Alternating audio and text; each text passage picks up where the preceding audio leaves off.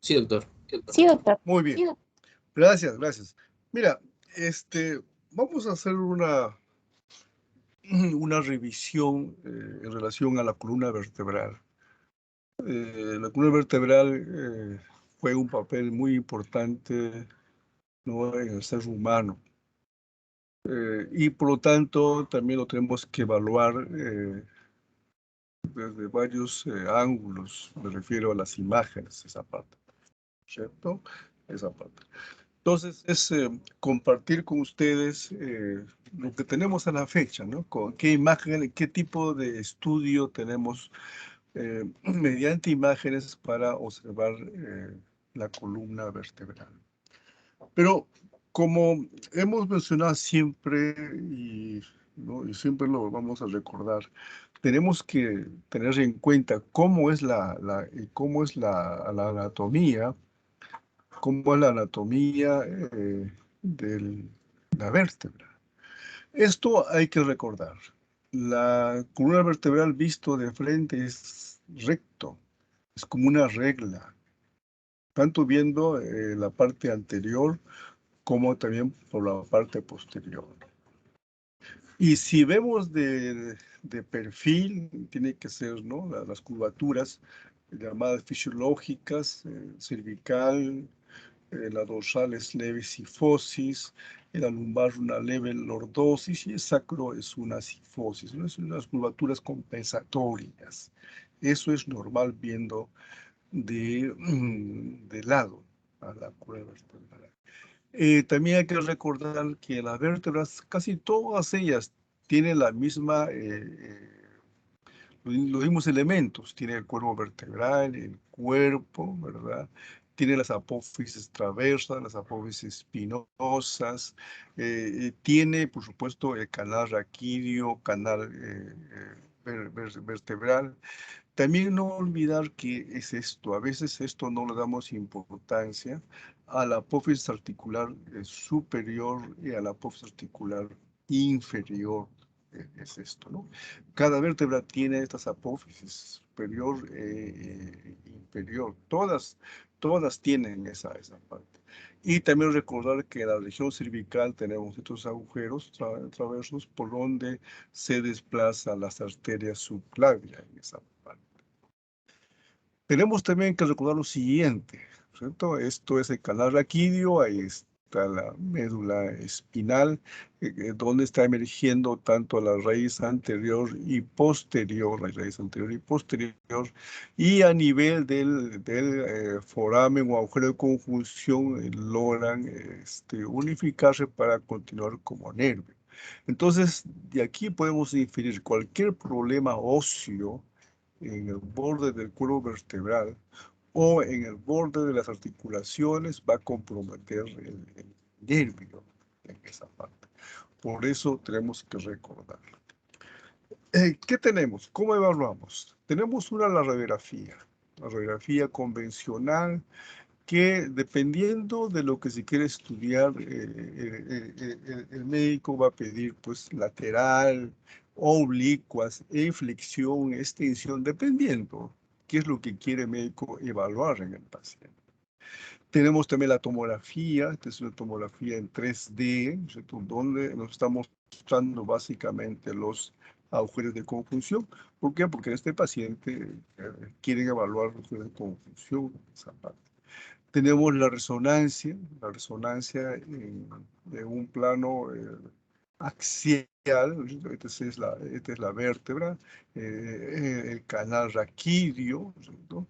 Y esto es también la resonancia en plano coronal, pero en T2, ¿no? Por eso se ve blanco el líquido cefalorraquídeo. Y hemos comentado varias veces, ¿no? En resonancia, en la secuencia T1, el líquido es hipointenso. En cambio, en resonancia secuencia T2, el líquido es hiperintenso, o sea, blanco, como se ve aquí. Y además aquí también se puede ver, ¿no?, el origen de los nervios, ¿no? En este caso lumbar en esa parte. Sobre esto, una aclaración. Hay una secuencia que nos permite a nosotros, en resonancia, inhibir la señal de la grasa, ¿no? Esa se llama supresión de señal de grasa. Aquí figura como STIR porque este es el nombre que usa un determinado tipo de resonador. Entonces, usted va a ver que tanto en la información de libros, revistas, y a veces le ponen otras siglas, y eso es en función al modelo del equipo de resonancia que está usando. Pero la función es la misma, suprimir la grasa. El equipo que hemos estado de alguna forma conectados usa esta denominación, esa parte. Veamos algunos ejemplos de lo que sería un estudio normal. Esto, por ejemplo, la prueba cervical, frontal, frontal, lateral. Aquí hay que ver, ¿no? Ver la configuración de cada vértebra, ver los espacios intervertebrales. Hay que ver el borde. El borde de las vértebras sigue un solo patrón. Todos están alineados, igual también en la parte anterior, todos están alineados. Tiene su curvatura normal, ¿no? La lordosis fisiológica normal. Y cuando quiere evaluar el agujero de conjunción, le hace un estudio oblicua para ver los agujeros de conjunción. Recuerdan ustedes que por agujero de conjunción emergen los nervios, ¿cierto? Entonces quieren ver en esta parte y después se solicitan eh, esta, eh, esta incidencia. También hay que, al región cervical también hay que evaluar la parte donde está la conexión entre el encéfalo y la columna cervical alta, ¿cierto? Todo esto corresponde esto es a la apófisis odontoides, esto corresponde a la masa lateral del atlas. También en conjunto le llaman la charnela, ¿no? Le llaman la charnela occipito cervical, le llaman esa parte. También todos eso tenemos que evaluar. Esto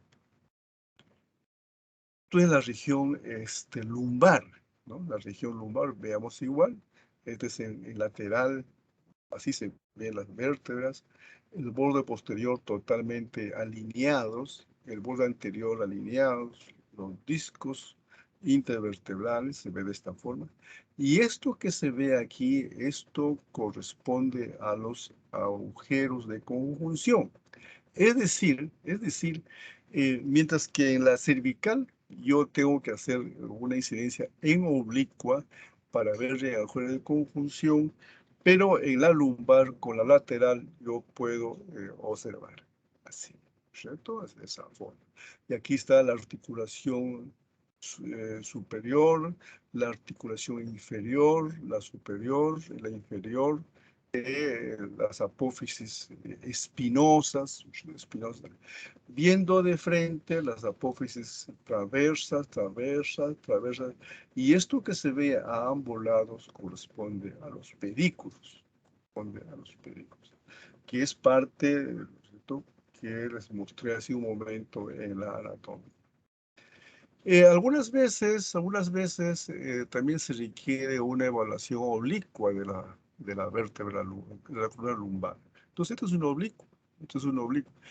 ¿Cuál es la indicación principal de ver? Uno es la configuración de las articulaciones, en este caso superior con la inferior.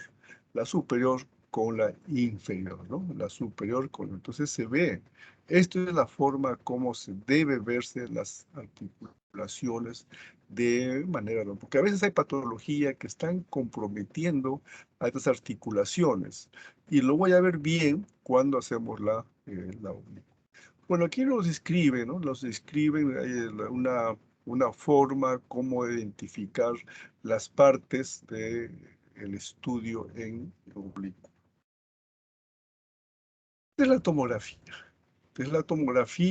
Este es de un tomógrafo ya bastante, ya de una tecnología ya ya muy poco se usa, pero les muestro por lo siguiente, agujeros de conjunción, agujeros de conjunción. Viendo desde la parte posterior, la apófisis odontoides, el atlas, el cuerpo vertebral, el pedículo y el apófisis espinosa. Y esto es viendo, ¿cierto?, en cortes axiales, cuando es puramente, digamos, plano óseo y plano de tejido blandos. Aquí es para ver la parte ósea, el cuerpo vertebral, ¿verdad? Esto es el pedículo, la lámina y la apófisis. Esto, por supuesto, es la articulación costo-vertebral de uno. Pero cuando vemos un plano tejido blando es diferente, ¿no? El hueso como que se vuelve hiperdenso, blanco, porque la idea en esto es evaluar, ¿no? Observar si habría alguna lesión que se identifique con los tejidos blandos. Esto es C7, perdón, C1 es esto, ¿no? Esta es la apófisis espinosa, el agujero de conjunción. Esto es una forma de ver la columna cervical. Esto, por supuesto, nos muestra mucho mayor todavía. A veces es necesario hacer un estudio total de la columna vertebral, ¿no?, para evaluar, ¿cierto? Uno también lo hacemos a veces para evitar que el paciente esté volviendo varias veces al hospital. Entonces hacemos un estudio de una vez desde cervical, dorsal, lumbar, hacemos esto. Por ejemplo, aquí se muestra que este paciente, su columna es recto, como que debe ser, viendo la parte anterior y esto viendo la parte posterior. Así debe verse, ¿cierto? Así es. Y esto es viendo lateral, ¿no? Como se ve, la región lumbar y dorsal, ¿cierto? Y aquí se ve, estos son los agujeros de conjunción que suelen verse cuando hacemos incidencia lateral de la columna dorsal y lumbar. Esto es dorsal y esto es cervical, ¿cierto? En esa parte. Y es más, también podemos hacer que nos hacen el estudio del canal raquídeo, de las vértebras, pero solamente la mitad nomás, como este caso, más de la mitad, para ver la configuración de las vértebras, ¿cierto? Para ver cómo se encuentra el canal raquídeo, ¿verdad? Esto corresponde a los agujeros de conjunción dorsal. En cambio, la cervical aquí tiene que ser un poquito oblicua, como está aquí, para yo poder ver la conjunción en cervical. Entonces, es otra opción, ¿no? Tenemos la tomografía. De otro paciente, aquí les muestro básicamente por esto. Es para recordar esta articulación. La articulación de la apófisis articular inferior y superior. Superior e inferior. Superior e inferior. Porque aquí a veces en esta articulación interapofisiaria hay patologías. Hay patologías. Y si uno no sospecha en esa patología o uno lo pasa desapercibido, pues bien, no le da importancia, ¿cierto? Entonces, no. Hay que tratar de verlo y la tomografía te ofrece esa posibilidad para ver las articulaciones interapofisiales. Así debe ser un espacio entre ellos libre, así debería ser en esa. También la tomografía te permite evaluar vértebra por vértebra. Esto es, por ejemplo, la vértebra L1 y termina en L5 en esa parte, ¿no? Para recordar las apófisis espinosas, ¿no es cierto? El pedículo, la lámina, pedículo, la lámina y apófisis disculpen, espinosa esa parte. Esta pequeña imagen que se muestra aquí, hipodensa, es el trayecto del recorrido de la vena basal, ¿no? De la vena basal que está en el borde posterior de las vértebras. No es ninguna patología, simplemente es de esa forma que se ve en las tomografías, se ve esa parte. Resonancia. También es muy útil esa parte. Esto es el lateral en secuencia T1. Lateral secuencia T2. Este es lateral, pero en secuencia con supresión grasa, esa parte. ¿Cómo es que podemos nosotros, bueno, me escriben, me ponen esto aquí, pero ¿cómo sé que no se ve grasa, ¿no? Comparen esto. Este es el T2. Este es, esta imagen hiper intensa es el tejido celular subcutáneo del paciente, que se ve blanco en T2 y también se ve blanco en T1, pero mucho más intenso en el T2. Y cuando le aplicamos esta secuencia de supresión grasa, en este caso que el equipo, ¿no? Estamos ahí utilizando, se llama STIR, en el equipo que estamos utilizando. Ve aquí cómo hay un borramiento, no se ve como esto. Entonces eso me indica que aquí ha habido una secuencia para suprimir la grasa. Esa es la parte. Ahora, ¿eso en qué momento se hace? Depende, ¿no? Depende también si eso al médico le quiere saber si eso bloqueando la señal le va a ayudar en algo o no es necesario. Todo depende en esta parte. ¿Qué más? Todo esto, este blanco, este es hiperintenso, corresponde al líquido cefalorraquídeo que está en el canal raquídeo. En cambio, ese líquido se observa hipointenso en T1. Hipointenso se ve en T1. En este caso, como es columna lumbar, aquí la cola de caballo, sobre todo las colas de caballo, las raíces, ¿verdad? Que están flotando en el líquido. Y se ve de esta configuración un aspecto lineal, ¿no? Longitudinal, con un borde hiper intenso. En cambio, aquí no se ve de esa forma, esa parte. Pero algo más tenemos que observar. Así se ven las vértebras en T2 y así se ve la vértebra en T1. Se ve la vértebra. Esto corresponde al disco intervertebral. Hipointenso se ve en T1. Así se ve el disco intervertebral. En cambio, en T2 es hiperintenso, levemente hiperintenso, ¿no? Hiperintenso. Recordar que el disco cartilaginoso a este nivel, según va haciendo, si uno se va deshidratando y va perdiendo líquido ese disco. Entonces, al perder líquido, ya no tiene líquido, entonces ya no va a ser hiperintenso como aquí se ve algo, porque en cambio aquí no se ve, no es mucho, aquí no es mucho, aquí sí se ve algo de líquido. Entonces, eso tenemos que tener en cuenta para no interpretar y pensar que de repente hay patología discal, pues estamos viendo aquí de esta forma de señal. No, tenemos siempre que recordar que los discos intervertebrales se van con los años deshidratando. ¿No? Por supuesto, no en todas las personas no es el mismo, la misma época, pero poco a poco ese disco va perdiendo el líquido. Y eso ustedes han visto ya como que trae como consecuencia que la persona va disminuyendo de altura, ¿cierto? La persona va disminuyendo de altura. ¿Por qué? Porque ese disco, aquí antes era esponjoso y lleno de líquido, ya va perdiendo líquido en esa parte. Entonces, eso tenemos que tener en cuenta.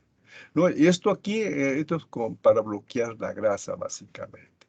Esto es igual también, ¿no? ¿Y esto para qué? Esto, vea, esto, recuerden que esto bloquea grasa. Y aquí esto corresponde al líquido cefalorraquídeo, del líquido cefalorraquídeo, ¿no? Que está, y esto corresponde a la salida del nervio, ¿no? Del agujero con esa parte. Y es más, aquí se puede ver cómo un nervio lumbar se está extendiendo en esa parte. Así es. Y esto es axial, ¿cierto? Como se ve, todo el blanco corresponde al líquido cefalorraquídeo y estos puntitos así hipointensos que se ve corresponde al corte axial de la cola de caballo en esa parte. Así se ve la masa muscular, que son la paravertebral, por supuesto, ¿no? El riñón se ve así, pero esto estamos viendo esa parte. Entonces, esto es lo que tenemos para apreciar, ¿no? Para observar en relación a la columna vertebral con resonancia. Veamos algunas patologías que se ven con frecuencia. Por ejemplo, en este paciente, por ejemplo, este paciente tiene un problema de dolor, tiene una elevación de la columna y le hacen su radiografía y vean cómo se ve, ¿cierto? Y ahí le ponen al ladito una regla, ¿no? Para que nos recuerden que la columna debe ser totalmente recta, esa parte, ¿no? Pero en este caso, no, ¿no? Aquí hay una desviación al lado derecho de la columna dorsal, una marcada escoliosis, ¿no? Una marcada escoliosis. Esa parte. Y aquí también parece que habría una escoliosis, pero al lado opuesto, en esa parte, ¿no? Entonces, esto es una alteración que se ve con frecuencia. Y es más, en nuestra época se ve bastante. Hay muchas personas que sufren de dolor cervical, dorsal, lumbar, y le hacen sus estudios de radiografía y ahí tiene cierta alteración, o bien el eje viendo recto, o bien viendo el perfil, se va a verse, ¿no? Y eso está asociado, por supuesto, a muchos factores que no es el momento de eso de exponer por ahora. Otro paciente, le hacen también su radiografía de columna lumbar y vean, hay un exceso, ¿no? Un exceso, un incremento de la lordosis de este paciente, ¿cierto? Entonces, L1, L2, L3, L4, L5. ¿Cómo le contamos? No olvidarse, ¿no? Que D12 es la última vértebra que tiene arcos costales. Después L1 no tiene arcos costales. Entonces L1, L2, L3, L4, L5. ¿Y qué vemos aquí? Vemos aquí el borde posterior de L5 y el borde posterior de S1. Hay un desnivel, ¿no? L4, L5 y aquí hay un desnivel, ¿cierto? Eso se llama, como esta vértebra está desviado hacia adelante en relación a S1, se llama anterolistesis. Anterolistesis. También esta patología se ve en las personas, ¿sí?, que sufren de dolor lumbosacro de manera constante. Se ve esta alteración, que la vértebra está desviada, se llama anterolistesis, se llama en esa parte. Otro paciente, ¿sí? Otro paciente. Este paciente tiene dolor cervical crónico. Ya ha estado varias veces en los centros de terapia, analgésicos, relajantes musculares, y le hacen su estudio de radiografía de columna cervical y es recto. Cuando aquí debería ser una lordosis. Pero aquí es recto, esa parte, ¿no? Eso, por ejemplo, no es correcto en esa parte. Otro paciente también con problemas cervicales, ¿cierto? Le hacen su radiografía cervical y ¿qué se observa? Que la columna debe tener una dirección hacia adelante. Debería ser de esta forma, así, ¿cierto? Una lordosis. Pero aquí se ha invertido. Hay una lordosis, o sea, una hiperlordosis en este paciente. Entonces, esos son las alteraciones del eje que se ven en los pacientes. Cambio, alteración del eje de las columnas debido a muchos, por supuesto, factores. No es a veces a la mala postura que adoptamos cuando hacemos nuestras actividades diarias a esa parte. Este paciente llega al hospital, le hacen su radiografía. Entonces, 1, 2, 3, 4, 5.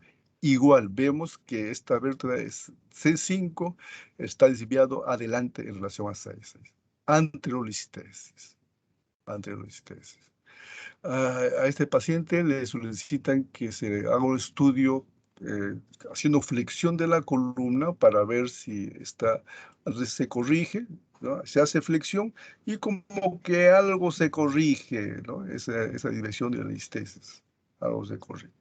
Le hacen la extensión a este paciente, no se mantiene casi igual en esa parte, ¿no? Entonces, es otra forma también de evaluar a la columna cervical en esa parte.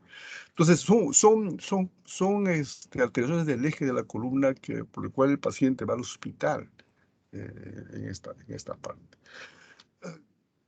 Y esto es ya para que quede de una vez definido, ¿no? Es esto. Entonces, así como acá, por ejemplo, aquí hemos visto que esto es anterolistesis, o sea, hacia adelante, también ahí está la contraparte, la retrolistesis. Vean esto. Esta es tomografía, L4, L5, no está al mismo nivel de S1, está hacia atrás. Retrolistesis. ¿Cierto? Y aquí nos pone la definición, está el pasado de la parte posterior, está asociado a enfermedad degenerativa del disco intervertebral. Pero en este caso en este caso, otro ejemplo es hacia adelante, listesis anterior. Esto por favor corrija, que lo voy a corregir, disculpen ustedes, listesis anterior. ¿Cierto? Esto está asociado más bien a artrosis de articulaciones interapofisiarias. Esto sería en una radiografía, viendo así, y esto sería en una resonancia en T2, en esa parte. Entonces, retrolistesis es cuando la vértebra se desplaza hacia adelante. Perdón, retrolistesis es cuando la vértebra se desplaza hacia atrás. Y anterolistesis es cuando la vértebra se desplaza hacia adelante. Esto por favor, disculpen, esto lo voy a corregir. Otro ejemplo más, ya, pero viendo con tomografía y resonancia. Es el mismo paciente anterior, ¿no? Esto vemos es ya retrolistesis. Así se ve en la tomografía. ¿Y cómo se ve la retrolistesis cuando hacemos en T1 y en T2? No olvidarse esto, ¿no? Este es el disco intervertebral hiperintenso porque todavía hay hidratación de esas vértebras, ¿no es cierto? Y así se ve en T1 hipointenso se ve, ¿no? No olvidarse que el líquido R1, T1 es hipointenso. ¿Cierto? Igual por eso también se ve aquí, el líquido se ve aquí. Entonces, esto es retrolistesis en T2, en T1. Como se mencionó aquí, ¿no es cierto? Se debe a un problema degenerativo disco vertebral y aquí es igual, ¿no? A un problema del disco intervertebral. Y aquí se cumple, porque veamos esto. Esta es la forma como se ve el disco intervertebral así, ¿no? Hiperintenso, homogéneo. Pero aquí no. El disco ya no se ve tan hiperintenso. Y es más, aquí parece que habría ciertas zonas de mayor hipointensidad. Entonces, este disco ya empezó a degenerarse. Hay una degeneración del disco intervertebral. Y es más, ya hay un desplazamiento posterior en esta parte.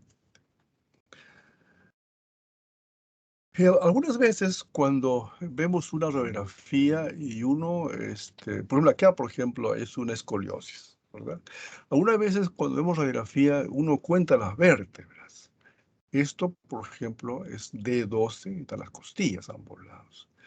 Es L1, L2, L3, L4, L5, y aquí como que se insinúa otra vértebra más. Contamos 1, 2, 3, 4, 5, y aquí como que habría una vértebra más. Esto está en relación a que ha habido un problema durante la formación, ¿no? La formación de esta vértebra. Y esto se llama lumbarización, ¿cierto? ¿Qué significa? Que ese uno tiene tendencia a separarse de todo el complejo del sacro y da la apariencia como que si fuese parte de L5, esa parte. Entonces, eso suele verse, ¿no? Entonces, no es que se haya vértebras lumbares, sino que ese uno, por la falta de formación, ha habido una falla y pues está independizando de ese uno y como que habrían varias lumbares. Eso se llama entonces lumbarización, ¿no es cierto? En esa parte. Esto se encuentra, esto suele verse, ¿cierto? En nuestra población se ve esa parte. Otro, a veces tenemos también este problema a veces. Todo esto que se ve aquí, esto corresponde a la apófisis espinosa. Esto corresponde a la apófisis espinosa. Esto corresponde a la apófisis transversa. ¿Y qué se ve aquí? Mira, aquí se ve, por ejemplo, una pequeña imagen lineal radiolúcida, ¿cierto? Como que estuviese separando, ¿no? Como que estuviese separando la apófisis espinosa, esa parte. Y eso se llama espina bífida oculta, ¿cierto? Felizmente no siguió su curso porque si no esto hubiese quedado abierto, entonces hubiese salido pues por ahí el saco dural y las raíces del, lumbares, ¿no? Como que se ve otras patologías básicamente pediátricas. Pero esto tenemos que recordar, ¿no? Es una espina bífida oculta.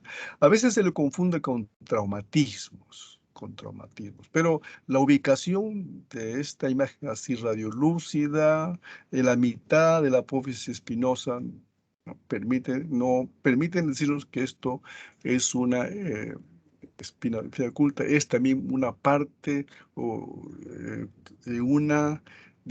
que no hubo una formación en este paciente. Eh, la otra patología que se ve bastante en nuestro medio es esto, la patología degenerativa. Eso se ve bastante. Esto ¿a qué se refiere? Dice, cambios del disco intervertebral, ¿no? En relación a la edad, ¿cierto? Esto hay que tener en cuenta, ¿cierto? Como les comentaba hace un momento, viendo la resonancia, el disco intervertebral se va deshidratando, ¿cierto? En relación, uno, a la edad del paciente, pero también se deshidrata en relación a otros factores en esa parte. Entonces, la patología degenerativa se refiere cuando el disco intervertebral se está alterando, se está degenerando ese disco. ¿Y cómo se evidencia en las imágenes? Primero, el espacio intervertebral está disminuyendo. El espacio es menos esa parte, ¿no? El espacio es menos esa parte. A veces se puede ver en estos espacios, una imagen hipodensa que corresponde a gas, que aquí no se observa esa parte. ¿Qué más se ve? Esto corresponde a lo que se llama los platillo de la vértebra, platillo inferior, superior, y en todos ellos se ve mayor radio-opacidad. Eso es significativo también de degeneración asociado a los cambios del disco intervertebral. Y si esto sigue avanzando, pues se forman osteofitos, ¿no? Acá hay un osteofito, otro osteofito, que es una formación ósea a expensas del ángulo de la vértebra. Estos viendo de lateral y también viendo en frontal, ¿eh? Los famosos osteofitos también le conocen como los picos del loro, esa parte, ¿no? Son bastante prominentes en ambos lados y aquí inclusive tienden ya a fusionarse a veces en esa parte. Entonces, estos son los cambios degenerativos que se ven con bastante frecuencia en nuestro medio. Ahora, no necesariamente es en personas llamado adulto mayor, no, esa parte. También se presenta en aquellas personas que no son adultos mayores. Y por supuesto, debido a muchos factores. Uno de ellos, ¿cuál es? Es la inactividad física. La inactividad física, pues, de alguna forma es un factor que puede conllevar a estos problemas en la persona, esa parte. Ahora, no olvidarse que también estos osteofitos, como está aquí menciono, puede comprometer, ¿no?, los acuerdos de conjunción y el paciente sufre problemas radiculares, o puede introducirse al canal raquídeo. Ahora, aquí se ve algo. Esto también corresponde a la articulación interapoficiaria. También se ve osteofitos, pero no es tan evidentes como se ve a nivel de los cuerpos vertebrales. Esto es lo que le mostraba. Esta es una tomografía, ¿no? Esta es una tomografía. Vean esto. Por ejemplo, acá, este espacio intervertebral es de menor altura en relación a los demás. Esta vértebra está hacia adelante. Es una anterolistesis. Y aquí se ve una imagen hipodensa, que es aire. Aire. Le llaman el fenómeno del vacío esa parte. La presencia de esta imagen que corresponde a aire, fenómeno del vacío, se observa en los casos de cambios degenerativos del disco intervertebral. Esto se puede ver, esta imagen se puede ver en radiografías y en tomografías. En resonancia es difícil apreciar. Y si comparamos, por ejemplo, ¿no? Este es en T2 y esto es una radiografía. Vean cómo se ve, aquí se ve disminución del espacio intervertebral, ¿no? Cómo hay mayor radiopacidad del platillo inferior y superior, esa parte. Esclerosis del platillo, esa parte. Y aquí hay una punta que es la formación del osteofito, esa parte. ¿Y cómo se ve en T2? En T2 vean cómo se ve bastante bien el disco intervertebral, porque está hidratado. Pero como aquí ya empezó a degenerarse, ya se pierde el líquido y el espacio intervertebral es de menor altura eh, en esa parte. A veces también cuando revisamos tomografía vemos esta imagen. Esta es la configuración normal de una vértebra. Esta es la otra vértebra. Pero aquí vemos dos mitades. Dos mitades. ¿Cierto? Ha faltado aquí en la parte media la fusión. ¿Cierto? No llegaron a fusionarse en este caso. ¿Cierto? Esto es lo que le llaman perturbación mariposa. Y está asociado a que hubo un problema en la formación, en la embriogénesis vertebral. Esto tenemos que ver las radiografías o tomografías en la parte ósea. Se ve esa parte. O también podría haber o también tomografía se puede ver. Aquí está, ¿ves? Este es en la tomografía, ¿no es cierto? Este paciente tiene dos. El paciente tiene la tomografía en D10, esa parte, ¿no es cierto? ¿Se ve? Esa parte. Falta la fusión en la mitad. Falta la fusión en la mitad, ¿no es cierto? Vértebras en alas de mariposa. Pero además en este paciente que hay otro, ¿no es cierto?, de mayor, más severo. Aquí por lo menos están haciendo casi contacto, pero aquí no hacen contacto. Hay una gran separación aquí. Este es otro paciente por si acaso, ¿eh? Es otro paciente. Hay una gran separación en la parte media. Pero en este paciente, además que se aprecia, hay una fusión, ¿cierto? Una fusión de estas vértebras. Debería verse de esta forma, ¿no? Verse adecuadamente sus espacios intervertebrales, pero aquí no. Aquí se ve una fusión de ambas vértebras. Entonces, en este paciente había problemas, tanto con la forma de alas de mariposa y una fusión de los cuerpos vertebrales. Entonces, todo esto que indica que cuando nosotros veamos columna vertebral hay que recordar que hay anomalías, las vértebras. Tenemos que recordar eso, esa parte. A veces no hay una clínica así propia, ¿no? Propia. Pero si tenemos oportunidad, bien, revisemos todo y vamos a encontrar a veces estos problemas en el paciente. Es otra anomalía en la embriogénesis. Esto se llama, ve acá, esto por ejemplo es la vértebra normal, y aquí solo se ve normal la mitad de la vértebra. La otra mitad no se ve, no se formó. Otro paciente, esto sí se ve la mitad y un poquito más de la vértebra, pero es digamos, la cuarta parte de la vértebra no llegó a formarse como debería ser. Esta parte. Esto es lo que le llaman vértebra en cuña o le llaman una hemivértebra. En estos pacientes sí se manifiesta por una escoliosis. Aquí dorsal, entonces lumbar, ¿no? Entonces el paciente sí. Aquí sí el paciente acude porque la familia dice que desde el nacimiento o desde que era muy niñito empieza a tener la columna desviada, la columna torcida y hay mucho dolor. Esa parte. Entonces, al hacer el estudio, pues encontramos esa parte.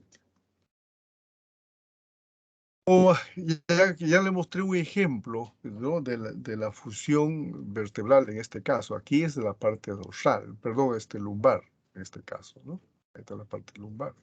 Pero a veces también hay en la región cervical. Vean esto, la región cervical. Pues hay dos modalidades a veces.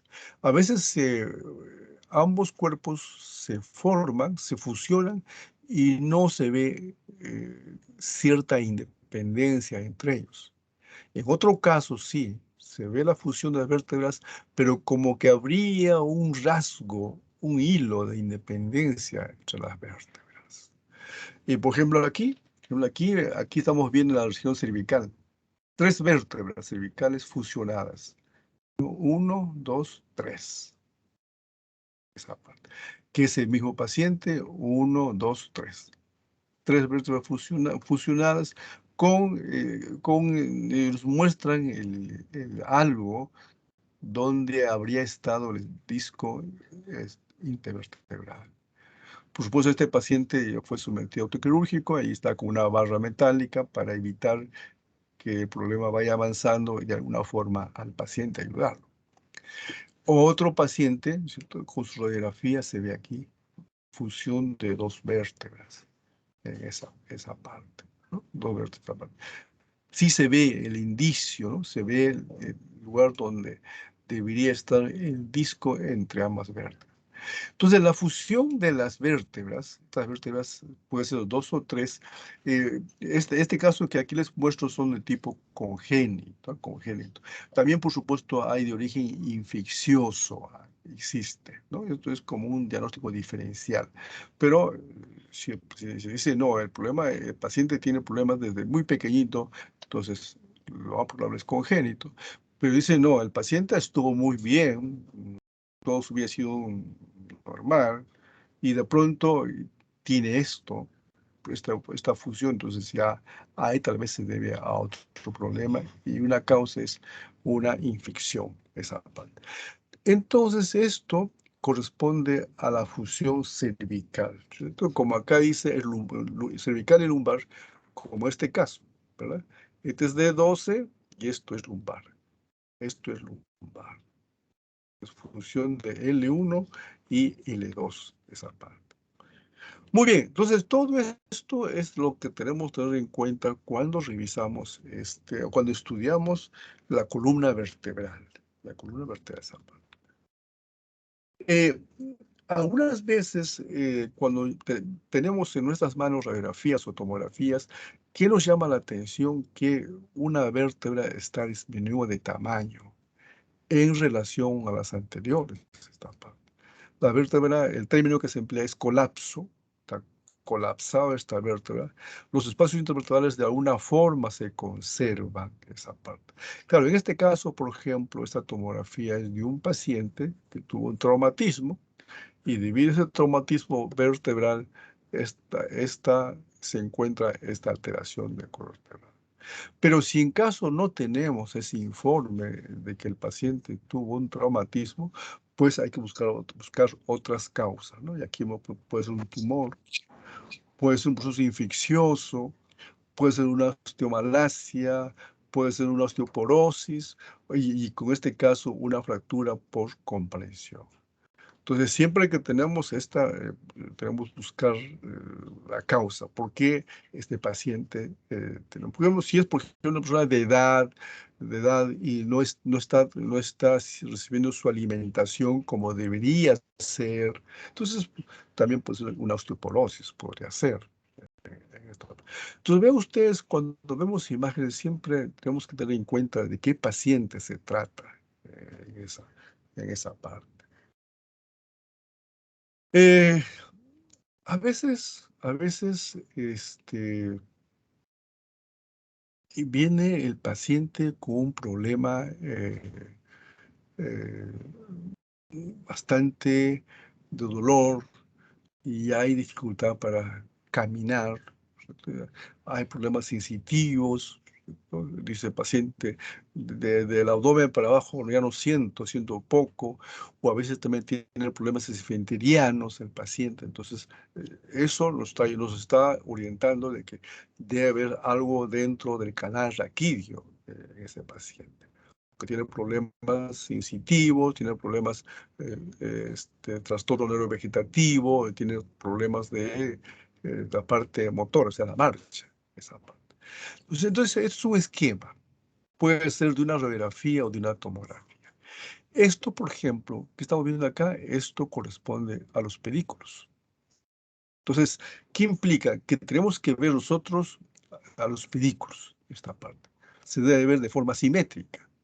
Pero aquí estoy viendo los pedículos en este lado, tiene esta configuración, pero acá el pedículo está adelgazado.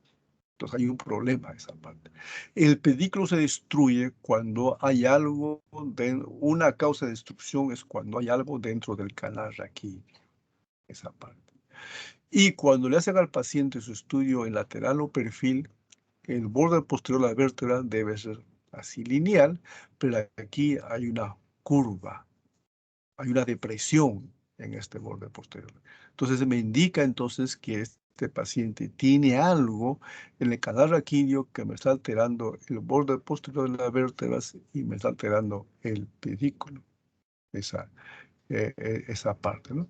Acá hay un esquema, una lesión tumoral que está creciendo en el canal raquídeo y como el tumor sigue creciendo, pues me está alterando el borde posterior de la columna vertebral, ¿cierto? Es esto. Esto es de un paciente donde ya fue operado por un tumor dentro del canal raquídeo y el tumor está ubicado en toda esta zona. ¿Sí? Toda esta zona toca el tumor. El tumor fue extirpado, pero como el tumor se encontraba en ese lugar, ha quedado este aumento de diámetro del canal raquídeo en esta parte. Entonces, entonces tenemos que ser también siempre cuidadosos, ¿no? Mirando los pedículos y el borde posterior en esa parte. El aumento de los pedículos pues, puede deberse a una masa intrarraquídea. Aquí les muestro de un paciente, de un paciente. El paciente tiene problemas de dolor cervical, tiene problemas de compromisos de raíces nerviosas, le hacen su tomografía en corte y se observa. Este agujero de conjunción está bien grande está en el paciente. Me indica que aquí hay algo de paciente. Le hacen su tomografía en modalidad BRT y ahí está bastante grande el agujero de conjunción. El agujero de conjunción. Le hacen el estudio en axial ventana ósea, el agujero de conjunción normal, el agujero de conjunción del lado enfermo. Se ve una gran dilatación del agujero de conjunción. Le hacemos un estudio de tejidos, de tejidos blandos, el agujero de conjunción normal, y esto es toda la masa, ¿no? Que se encuentra dentro del canal raquídeo, el agujero de conjunción, y parte de la masa está por fuera del canal raquídeo. ¿no? Es una masa que sería un ejemplo, algo parecido a esto, ¿no es cierto?, en forma de reloj de arena, esa parte. Entonces, cuando uno ve el agujero de conjunción así grande, grande, dependiendo de la clínica, puede ser un neurofibroma, un tumor de nervio, metástasis, una lesión al pedículo, o tal vez el pedículo es pequeño, esa parte. Entonces, en este caso no habría pues mayor sintomatología, o un tumor intrarraquídeo. Esa.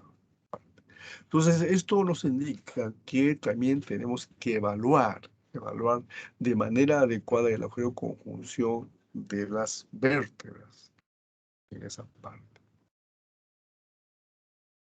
Esto tenemos que recordar. En nuestro medio existe la tuberculosis y me temo que va a seguir existiendo la tuberculosis. La tuberculosis compromete, ustedes han visto ya en pulmones, es el favorito, ¿verdad? Es el blanco, ahí la tuberculosis. Pero también la tuberculosis afecta pues cerebro, afecta la parte ósea, pulmones, sistema digestivo, sistema urogenital, ya existe. Entonces, pero también compromete todas las vértebras. Aquí está más o menos los principales alteraciones que uno puede encontrar en una tuberculosis, ¿no? Si en caso tenemos suerte de ver la parte inicial, vamos a ver que la lesión empieza en la parte anterior del cuerpo vertebral. Les digo suerte porque cuando el paciente va al hospital, ya el paciente ha ido después de otros meses que empezó la enfermedad. Estuvo con su analgésico, estuvo con su terapia, pero cuando ya el problema no se controla, recién va al hospital. Entonces ya la vértebra está destruida totalmente, esa parte. Entonces, si tenemos la suerte, se puede ver esa parte. Y empieza en una vértebra, de ahí se extiende a otras vértebras a través de los subligamentos. La parte posterior de la vértebra, o sea, me refiero a las láminas, al pedículo espinoso, a la apófisis espinosa, difícilmente se compromete. Muy rara vez, esa parte. La vértebra se destruye, esa parte, ¿no? Y ya cuando ya está en una etapa de curación, ya el paciente ya fue diagnosticado, está en tratamiento, la vértebra tiene una forma de cuña a veces, ¿cierto? Se compromete por lo general, se borra el disco intervertebral, se pierde. Y el absceso influente es el acúmulo, es la presencia de la materia. Claro, este caso no es materia purulenta, pero no es materia purulenta, sino es el componente, es el detrito del material gaseoso que se ubica en la parte lateral de las vértebras. También por la parte posterior, pero es más frecuente en la parte. Y algunas veces cuando la lesión está en la región lumbar, el material gaseoso se extiende por el psoas y con el tiempo este psoas puede verse calcificaciones en esa parte. Les muestro algunos ejemplos. Esto, por ejemplo, ¿no? Aquí les estoy diciendo, esto sería, ¿no? La tuberculosis vertebral por lo general inicia en la parte anterior, en la anterior, en esa parte, ¿no? Hay destrucción de hueso en la parte anterior, o sea, por eso se llama una lesión osteolítica, esa parte. Y aquí algo se ve, de un paciente, ¿no? Esta es la vértebra, esta es la vértebra, esta es otra vértebra, y aquí se ve una imagen radiolúcida, ¿no? En un ángulo, esa parte. Se está perdiendo ya el disco intervertebral, se está borrando esta parte, ¿no? Entonces, esto, le hicieron su seguimiento, al final terminó siendo una tuberculosis, pero se logró de alguna forma ya evidenciar la alteración vertebral, la radiografía en esta etapa. Otro paciente, esa parte, ¿no? Esto, por ejemplo, ya son dos vértebras comprometidas, con imágenes radiopacas en los extremos, radiolúcidas en la parte central, o sea, destrucción. No olvidarse que cuando decimos imagen radiolúcida en radiografía es porque hay destrucción de hueso, lisis, destrucción de hueso. En este caso hay lisis vertebral, el espacio vertebral no se ve, debería ser así, se perdió el espacio. Entonces hay un borramiento del espacio intervertebral, ¿cierto? Otro paciente, el espacio intervertebral, algo se ve, pero las vértebras, si uno los ve en conjunto, es de menor tamaño. Esta vértebra es de menor tamaño a la superior y esta todavía mantiene, pero el espacio se perdió. Y aquí se ve una imagen así, de bordes bien definidos, radiopaco. Esto corresponde a lo que se llama el absceso osifluente, ¿cierto? Osifluente, que es el acúmulo del material gaseoso, ¿cierto? Como producto de la destrucción ósea por el Mycobacterium tuberculosis, esa parte. Y esto ya cuando ya el paciente ha sido tratado, el paciente ha sido diagnosticado, su tratamiento oportuno y mejoró, ¿ve? Esta es la vértebra normal, pero quedó así. Aquí estaban, como en este caso, eran dos vértebras enfermas, las vértebras mejoraron y quedó en forma de una cuña. Quedó. Esto ya es la parte final de la tuberculosis. Esa parte. Y el problema es que en esta condición, cuando queda el paciente ya tiene una cifosis, ¿no? Una cifosis que es difícil de corregirlo al paciente en esa parte. Entonces, estas son las imágenes que se ve en una radiografía, se ve esta parte. Aquí les muestro las imágenes en una tomografía, ¿cierto? Esto, por ejemplo, es L3 y L4. Esta es una zona de destrucción, una imagen lítica de la mitad inferior de L4. L5 prácticamente queda, creo, la cuarta parte. Está destruido L5. Esta parte. Todo esto corresponde al material gaseoso. El disco intervertebral se está perdiendo. Se borró el disco intervertebral. Esto se refiere a un edema y a un edema del músculo psoas en esa parte. Esto es viendo de coronal. Viendo en sagital, veamos viendo en sagital, por ejemplo, cómo hay destrucción, una lisis del cuerpo vertebral, casi la mitad de L4. De L5 prácticamente ya no queda la tercera parte, el espacio se perdió en esa parte. ¿Cierto? Se perdió el espacio. Viendo en axial, ¿cierto? La lisis, el cuerpo vertebral, lisis, cuerpo vertebral. Algo queda todavía de la vértebra en esa parte. De L5, ¿ve? De L5, lisis total, en la parte central, este borde del cuerpo vertebral se destruyó totalmente, ¿cierto? Se destruyó, ¿sabes? Son los psoas. Esa parte. Entonces, esta es la forma, ¿no? Esta es la forma cómo se destruye, cómo se altera las vértebras cuando es una espondilocitis tuberculosa o también llamado mal de Pot.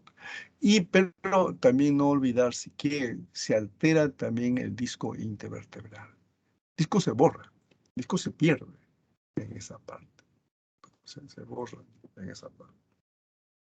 Este es otro paciente que tiene una alteración, pero a nivel de dorsal, de L1 y L2.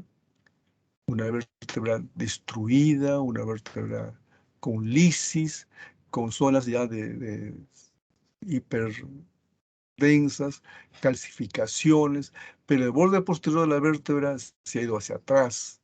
Entonces, en este paciente está comprimiendo el cono medular y parte también de las raíces de la cola de caballo. Te comprime este paciente. ¿No? Esto corresponde al psoas normal en este lado y este es el psoas donde se encuentra con material hiperdenso calcificaciones, producto que en algún momento que en ese lugar también había material gaseoso, pero como el paciente ya está siendo tratado, todo eso se está calcificando. Viendo de axial, ¿no? Este es el psoas con calcificaciones, aquí el psoas es esa parte. El recordar que en la tuberculosis rara vez se compromete más el cuerpo en la tuberculosis. Rara vez se compromete el pedículo y las láminas. No, no estoy diciendo que nunca, no, sí se puede comprometer, pero no es lo usual. Lo usual se compromete el cuero vertebral. Y en este paciente, además de la lesión vertebral, también tenía pues su caverna en los pulmones. Entonces, por ejemplo, por supuesto, cuando hacemos evaluación de los pacientes que tienen problema vertebral debido a tuberculosis, como parte de su estudio también se le pide estudio de pulmones, ¿no? En este caso, pues ya tenemos también la lesión de este paciente. Entonces, una tuberculosis de este paciente. Esta parte. Pero también las vértebras, aparte de que son puede ser también de focos infecciosos, también las vértebras son motivos de metástasis. Y hay dos grandes grupos, las llamadas líticas u osteolíticas, es decir, que me destruyen la vértebra en esta parte. Por ejemplo, en este caso, esta es la vértebra normal, esta es la vértebra normal, ¿cierto? Pero aquí se ve cómo la vértebra está disminuida de tamaño y el cuerpo es hipodenso, lisis, destruido. Y aquí se ve otra vértebra, ¿no? Lisis, es en el cuerpo vertebral, en esta parte. El mismo paciente, en otra vértebra se ve también el cuerpo lisis, destrucción de la vértebra. En esa parte. Y esto es viendo en el cuerpo vertebral, ¿no? Aquí cómo se destruye el cuerpo vertebral. En L1, cómo se ha destruido la parte del cuerpo vertebral. Y es más, está avanzando por el pedículo, está avanzando en esta parte, ¿no? Y los espacios intervertebrales se mantienen, ¿no? Esos no se pierden en esa parte. Por ejemplo, acá el espacio se mantiene. Y eso es una forma de diferenciar. Por ejemplo, les decía, en la tuberculosis se destruye, hay lisis vertebral, pero también se pierde, se borra, se compromete el disco intervertebral. Y por lo general se da entre dos vértebras contiguas, ¿no? Por lo general, o hasta tres podría ser, pero son contiguas, ¿cierto? Es uno tras otro, esa parte. En cambio, en la metástasis, te compromete varias vértebras, pero no contiguas, sino vértebras que se encuentran a otros niveles. Esto, por ejemplo, es en D9, este es en D4, este es en L1. Entonces, están comprometidas, están los huesos destruidos, pero son en varios niveles, son en varias vértebras. Esa parte. Y el espacio intervertebral todavía se respeta, por supuesto. Es decir, en la tuberculosis vertebral, la vértebra se destruye y también se afecta el espacio intervertebral. En cambio, en la metástasis vertebral se compromete varias vértebras, las vértebras se destruyen, pero nos respeta el espacio intervertebral. Esa es una forma, ¿no? Una forma de diagnosticar por medio de imagen.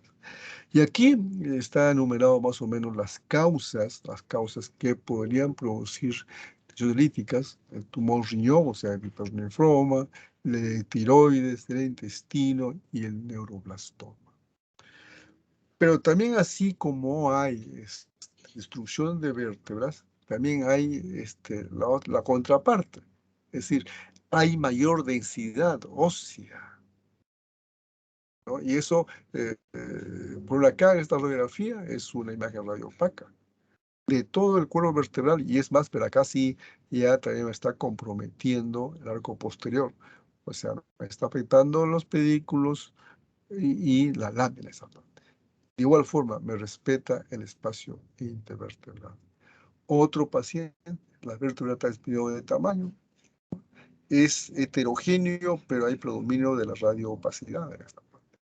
Entonces, cuando uno ve este tipo de vértebras, las referencias lo mencionan como vértebra en perfil y puede verse pues a Fred Paget, puede verse a Hawking o puede verse a un cáncer que tiene este paciente y me está produciendo una metástasis y me da una imagen que se llama osteoblástica. A eso puede verse esta parte. Entonces, siempre que vemos una vértebra así, puede ser uno, puede ser varias, ¿no? Puede ser varias. Igual, hay que pensar en varias posibilidades. Uno de ellos es la metástasis. Esto es por ejemplo, una tomografía, ¿no? Ese es el sacro. L5, L4, L3, ¿no? Inclusive me está comprometiendo el arco posterior, o sea, las apófisis articulares superior e inferior, ¿no? Las láminas, la apófisis me está comprometiendo esa parte. Y el espacio intervertebral se mantiene, el espacio se mantiene esta parte. Pero aquí me compromete varias vértebras, pero más que destruir es como que habría como que habría mayor densidad, ¿cierto? Como que habría mayor, la materia prima, o sea, el osteoide, como que habría más en sus huesos, esa parte. Entonces, esto, por ejemplo, se denomina lesiones osteoblásticas. Puede ser uno o varios. Cuando son varios, generalmente ya se debe a metástasis. Y uno de ellos es el de próstata, el de mama y, por supuesto, el linfoma no puede dejarse de lado esa parte. Entonces, otra forma que se compromete las vértebras, esa parte. Esto le que mencionaba hace un momento. A veces vamos a ver pacientes, ¿cierto?, con que tiene dolor dorsolumbar, y le hacemos su estudio de tomografía y vemos que una vértebra está colapsado, ¿cierto? Y está colapsado, ¿no? Esa parte. Y le hacen sus estudios buscando si habría algún problema de traumatismo, problema metabólico, de tumor, no le encuentran nada, entonces, pero se ve la vértebra colapsada. Y si comparamos las demás vértebras, en todas las vértebras, entonces se ve una disminución de la densidad. La cortical de los huesos se ve hiperdenso, pero no es muy intenso como debería verse. Entonces, todo esto son signos de osteoporosis, ¿no? Disminución de la cortical, disminución de la densidad con los vertebrales. Cuando ya hay fractura, ¿no? Este hueso que tiene esta configuración, hay una fractura por aplastamiento, toma esta modalidad, esa parte. E inclusive podría aparecer como que si fuese una reacción osteoblástica, ¿no? Pero no, se debe a que este hueso pues ha habido un aplastamiento y se ve de esa forma, esa parte. Entonces, eso también tenemos que ver. Por supuesto, aquí ayuda también la parte, como este caso, tiene 66 años, ¿no? Por supuesto que no es que toda la persona que tenga esa edad tiene que tener osteoporosis, no, sino hay que tratar ver otros factores, ¿cierto?, que podría esta persona ocasionando la osteoporosis. Esta parte. Y finalmente, otro paciente, ¿no? Otro paciente, ¿cierto? Y si vemos acá, por ejemplo, todas estas vértebras están disminuidos de densidad. El borde de las vértebras y no son tan hiperdensos como debería ser esta parte, ¿no? En esta parte. Es también osteoporosis. Pero esto además les muestro porque también a veces había también calcificaciones dentro del disco intervertebral. Eso también puede suceder esa parte. No, no está especificado por qué podría ser, pero se puede eso también apreciar en esa parte. Muy bien, eso es lo que les quería presentar hoy día, ¿no? Si habría algún comentario o pregunta, con mucho gusto. Doctor, buenas tardes. ¿Cómo estás? Sí, dime. Quería preguntar si hay alguna diferencia entre una espondilitis tuberculosa de otras espondilitis que son infecciosas. Ya, bien, bien, bien, bien, bien, bien, bien. Una diferencia, una diferencia es esto. Eh, ya, esto es de la tuberculosis. ¿No? De la tuberculosis aparte. La tuberculosis por lo general te compromete el cuerpo vertebral, por lo general. Esa parte. Rara vez te va a comprometer el arco posterior. O sea, me refiero a los pedículos, láminas y la apófisis espinosa. En cambio, las espondilodicitis producidas por bacterias piógenas, ¿no? Producido por hongos, sí, ellos te van a comprometer el cuerpo vertebral y te comprometen también el arco posterior. Llámese pedículos, llámese láminas, llámese apófisis espinosa. Eso es la forma como se puede diferenciar por imágenes esa parte. Muy bien, ¿algo más, por favor? Gracias, doctor. No, a usted, a usted, a usted, a usted. Muy bien, espero que todo haya estado claro. Por favor, yo mañana más tarde estoy enviándole al correo de vuestro delegado para las clases para que usted pueda revisar. Muy bien, a todos ustedes, muy buenas tardes, muchas gracias y a cuidarse.